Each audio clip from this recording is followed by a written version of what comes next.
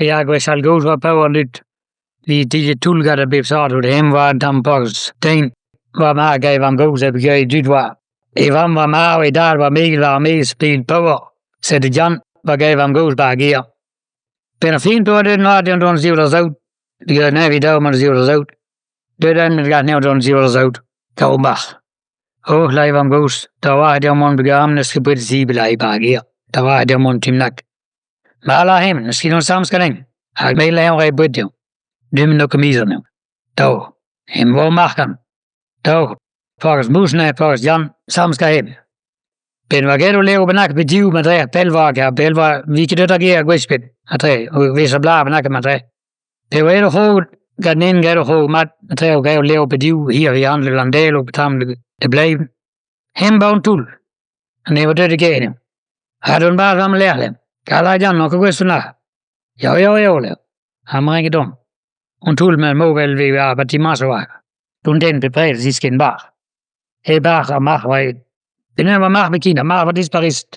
Hij Jan dan trouw, dan je dan trouw gaan toen leden. Nee, ben zien van die guiba aan trouw ne. Again waar men mogel wel een allee kisten dit tu. Die guiba samen gaan hem in. Allemaal helemaal maar geer, la hem de Jan. Allemaal keerlem. Een bel chateau in op. Ja. La Jan. En nog een beetje samen houden. Jan zelf dan trouw. Again wat uit la boer vast begin bij me willen geheens. Hij was penwie. Aku sabel waar aber loch. Aku tu var tot med movel chapel op armese. Treis. Sætte Jan og lader det op i små og døsen tro det. Aku et op har den. Samme skal hemme, samme skal mæsne. Aber lader det. Det skal hese det. Net alone der tu der vort. Aku og khov je kese var. Men Omar var en trøt vel. Trøt af real var lader tot. Han var kit. Kaslev. Og hans lev. Der real hur kær. Hadde henselig vi røyker en korn der selv ville. Kaslev. Sa Jan. Sidst klasse det ud der. Selv ud. Hakker fanden var det skal det var. Hende var fanden bare pratet. Fanden på fanden var. Masser andre dag. Men dag. Aber lader det pas du staffen modebit. Så Jan rækket. Det er fint begør var kinden tam mus. Og tre var dåse betrisse vil have dagt på bevarelse. Det er fint var kunne blive mere det du lakke vis bare fanden. Gast. Og det er bedst over det begge der. Gast. Nå det gjør. Jan og lagt tam lige man nu. Tam kunne vi kunne var. Det var overvejvis. Vi plejer over de gode weekender. Det er fint at magle det. Pakkes musler macht det. Goeie leeuw ze tap vallen de heel Jan. Dan middel Jan. O jou leeuw aan Martin jou leeuw. Gast Jan. En mensen tap vallen. Mensen kon dan de maal leeuw. En goeie begrijp leeuw. Mela macht jou. En mag hoe zie je. Mela macht jou niet rijden modal. Misschien leer skeert toch die me leeuw. Leer skeert toch die leeuw. Hoe ben maar die. En maar twee leeuw niet gallen kut. Twee gallen kut leeuw. Ja, maar twee wel Jan. Zet Jan. Begör, då var det en risk att visa vid tid mot benaga. Han begör var tapp fallet. Han har ju haft gwispit. Där var det. Han var mer bojant. Nu så väl bärgar. Sapör i samma pros. Gasla mar. Skin rekardim. Happy en död korreo var leonin jag kvitt och död. Så du så bara blaveso var passit och död Jan på jorden i zaben ner mar och det beprek beskrev. Hallå vi det och säg leo tror var du. Bevis ballar loch. Maar wie is dan naket, hij je gebaat, wie zo'n loch, en wie keer dat steeds leeuw. Zijn daar 3 kilometer benak, trouw wat ook, gast. Bij wat dit naar bij gaat toen trouw, de krijg waar hij mag boeien, hij mag laten jong, bremmen leeuw, misschien prepaar je op ritme leeuw. Hij prepaar je als cel, als kleurde wie je dan naar bij zo'n. Hij broest, han er skriven leeuw, misschien prepaar je Ak går jag från länder län där SAS pras och en och rehvika län. Blir rehva SAS vi bon valer ni vi zekut. Vi san tres var nu. Må väl SAS le seigneur gå själv bevis dans sa sela vise och han ki betamel minut begem.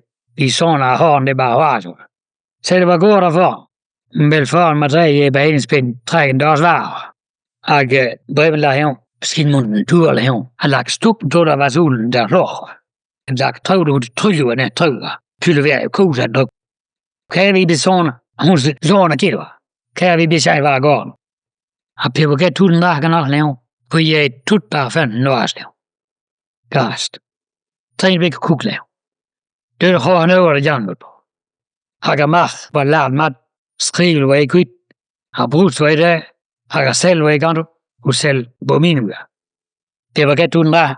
En var masonæren af tuden drev. Var med vælgen var masonæren og bipsar var. Det var det der midten på det der med vælgen med Santa Cruz. Kunne lave jeg magkvidt. Kan jeg var godt at Jansson sagde, at Jan tøkket. Gaslejen med 3 år bag hvile. Eder nagte vil. Jan bevakker det. Her magkvidt er Jan. Et nus. Er det du? Han nåede var kan bare give sig. Så det var dog sådan en locher. Kan jeg bare sige, hvad gården begynder, at solen var lagt stup, då det ikke den trylje var tro. Sådan kan jeg locher. Det gør, der gør regionen til dammet. Så du, Nikus var der i Vamgaya, Mamgaya, og Joel, Mamgaya, Notter. Der det vi meget, sagde så, lochen var der ved randen. Det var dog klart, at medicin var der onsvars. Og medicin var pælt af Mars, var medicin var. Og ræd nu, og ræd vi nu medicin, med ræd bogen ikke gæt. Kate var bedre, om at tun der. Og man bøjer den her Jan og Vanse var en inden, der. Ræd partiet. Dog, det var galt i stupa af solen, men der var det Notter. Peter så, Jan kvidt ned med bøjerlig. Dog lå skal lære mest. Det var dog, de går i nu og var så sprasende som mest. Var læren, hvilket der. Begynder en dag, begynder at se større snart ved pin ud. Og han kan gå efter hvad gå for, og han kan gå som mest i nu. Og der går han så nær en dag, de sagde nu. De sagde, du nu det som mest. Han nu det ikke. På den anden side, og mig bare satte du nær i januar. Jeg er piller. Dog. Sagde du, og jeg var rimelig præst for at lære. Sagde du, og mig lærte Jan, det ville for ryge nævle, ton, nævle, ton. Ryge nab, ton, gerne nævle, nævle, ryge. Nævle, jeg en jævle, hvor lærer det. Benævle, det ville ikke nævle, ton, tost. For shit var brugstævne. Put på. Jeg var en bælmand. Han lærte en tøger. Sagde du, det var død, den var bæl. Det var vel Jan, og lærte en ton, med tonlav. Hvor shit var brugstævne. Der var shit, var shit, der brugsvej lærer. Nå, det er ikke. Shit var brugst. Var det du med Bjørn Køen, på kan du vel tur plonere, og materiale kan vel handle om begge lokær, og kan vel handle om begge lagt materiale. Kan det være beobligt, og have en dro, det er sådan om, der er en pressen dro, men det her Jan bare til hjertet, og det her meget bøjer. Og bare har det der lærerne, begynder man at om drister.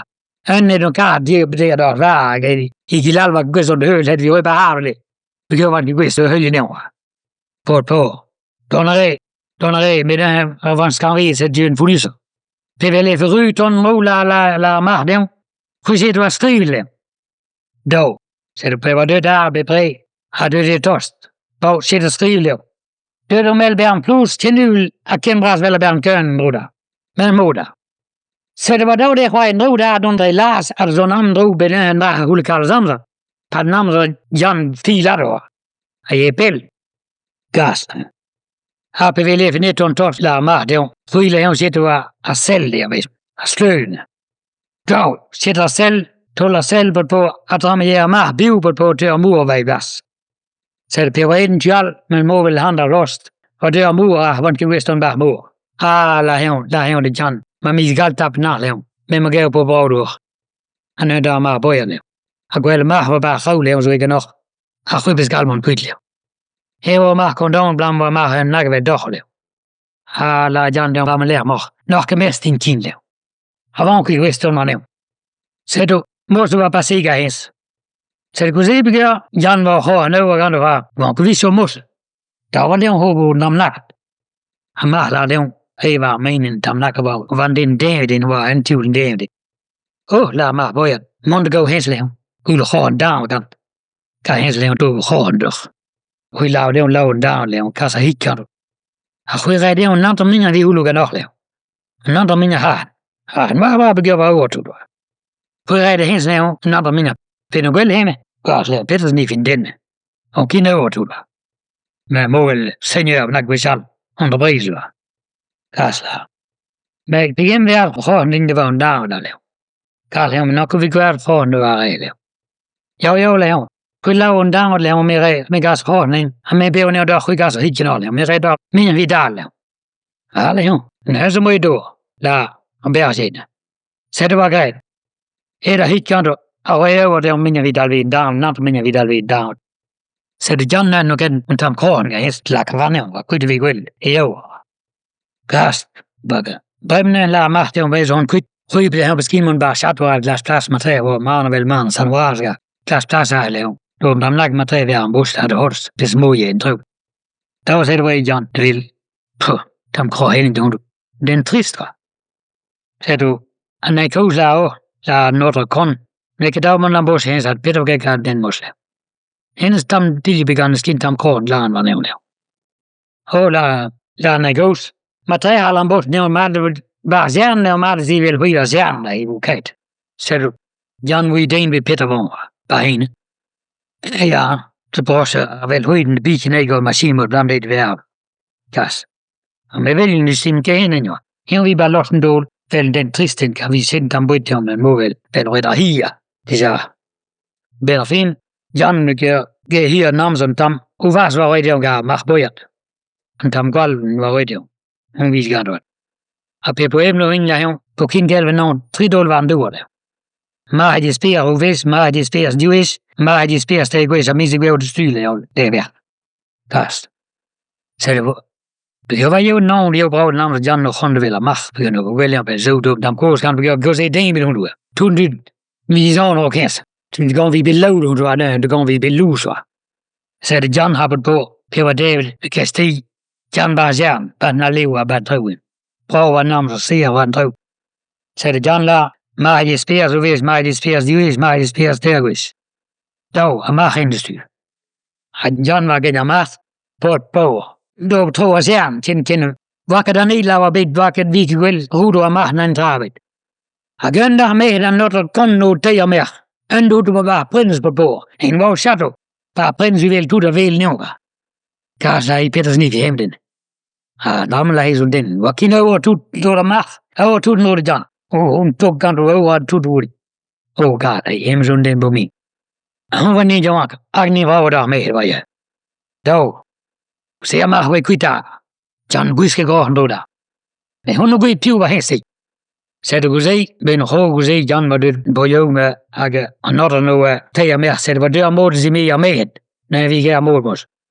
Har var i bedrager med. Og kan du længe bare man. Han var bedet der real sådan det længe at revras og rebenidio. Sådan længe når borrejon. Og når du en bras var tror nu, går borterne. Plan vi går piv meter med. Så Jan var jeg med viljen var. Tut var længe. Men rev var lossen dollar. Og remal var bare. Så det var rebe drader med, når du rød og rig vis bit i med det. Agast. Og de var kendt, når rød og rig det var dødt lekon, der basil på lekon. Det var dødt på det amare eller andet. Og hun skal få den med hvil. Det var en enkelt mis. Det var dødt basil, når han var lagt og sagde, at var Simos. Så det han rev draden ind i bipliste. Når vi bit i med denne. At den div godser, og rød og rig. Og en div så er med sig, om det. Remmen så den hvil.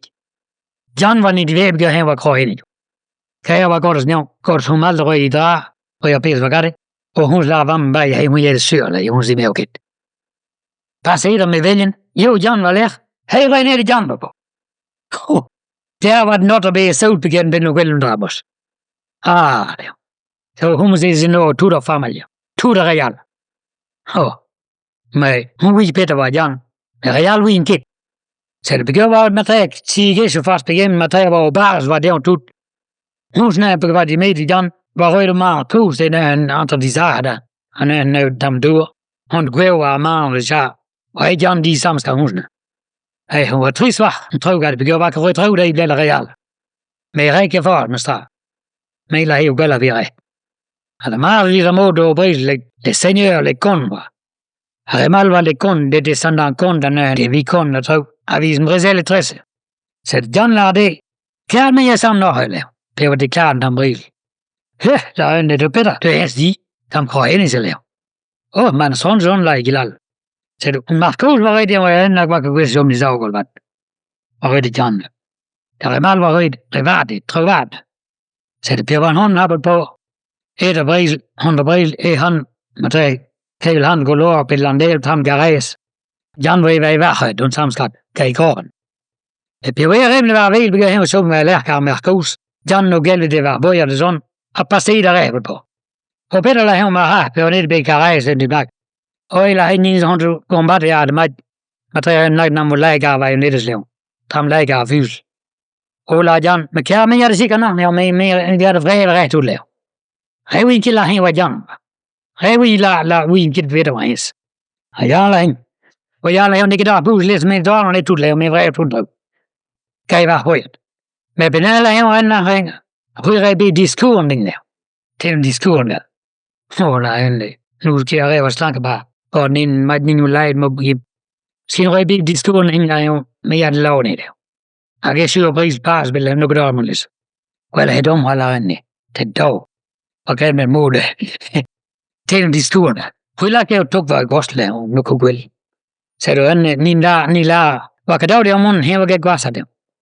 Så du da er så pris det Jan dog jeg var høyere rivet på at det er så et tudle hun var rut. Ja nok til begge liv det hun kunne se. Og bare må jeg da sånn agere lei med strus på det. Men hvor kunne se jeg rev den gleder jeg var som det ud. In vega rundt i dal, jeg kommer som ro da. Da han dro ut von ned. Jan la det med kerne jeg sikkert nakle. Puh, det var bedre det her stile. La han den der. Ikke la lov materialer jo, men sånn det. Da han ønne var grevet. Da, så det var høyt med stå der. Jan gav var kostvakken det bælt, jo nu gælde var bra så. Han var bøjert. Så var det bare jeg, hej rundt. Det var et af deres plads bedrevet på, var hun bare, hun kommer der, når hun vil lege. Hun lader det med kærlighed, men jeg er det sikkert nok, men ikke der bus læse hun. Ikke der fisk og læse hun, men jeg drinker den tusind trøvle. Men jeg er det sådan, du det kan man magt, så kan nemlig lave på hendes første hjemme til, når man nemlig lave nærmere nærmere. Men ikke gøst så i træet, med det ordentligt. Men benøjle hun rænker rød BV Stradling, ja. Til en bistrat præst, dog tror jeg. Dog. Han er lag, eller havde ingen holde, hun vi belejt. Så det var BV Stradling. Der er Jan. Jeg vil ikke lade hen var Jan. Bon, så sagde den ben og sagde, Jan og hånd begøver på en vid. Hånd over ufiskbare begøver. Wikipedia er mal. Så det var hej, jeg får ikke lade mig vil gætte. Jeg vil lade det, de vil lamme dig. Lade mere notterne. Så det var bedre notter. Bedre der er mal sådan, du lader de. Det var det de, var kan min travet. Var han en selv der sol, var de skuerne strib der sol. Gasle. De diskur. Men når man falder, kunne du være strade, det strib der nu. Og når jeg var kind, tro var de først begyndt. Tro var noget, og tro først begyndt det. Når nogen går der hemmene, i det var kærene, og går det igen, der hemmene hen den der. På, var bedre tro, var gæst, der hvor de weekend, når der kos, skulle se begyndt, og det var. Men der er så godt, at vi har tun med dem selv i træen, og det. Men så bedre vi dit, at vi tog det realt. De var neutrale. Og skylder jeg var gekonnen, så det. Så det bremler i mine kolleger nog. Kunne se, var klart røg om morgen, og bare stod var det. Men man er jo bare, at jeg var røv. Men jeg vel tut. Så det Jan var forget. Røg var tro det på. Bøssen der blev så, og der blev noget bedt, og senjøren, den blev noget bekæmmet, alt røv vel noget Jan. Han kendte en video, vel var Jan brem. Han bygger, Jan var bra, vi er halv, kunne se på. Eller men jeg kan have den der, med så den jeg vel tog så. Og de stod der. Ja, det var ni lavis, var kan dog det om var lagt i diskuren og tambin trøs. Har ni var ni la makar døj, man kom sådan døj, jeg var lagt i diskuren og mat. Har vi strat var lagt det hendes mate. Har det gilde var lagt vi strat drøs, så det var bistu og vores. Vi bistu og vores special med barne. Kunne se var ved det syge når der kan Jan gør. Jan var gælder vind der var. Jeg var peni. Jan var nede på, og han var peni tut. Ben var ikke tut na barn. Ben var ikke tut en tro.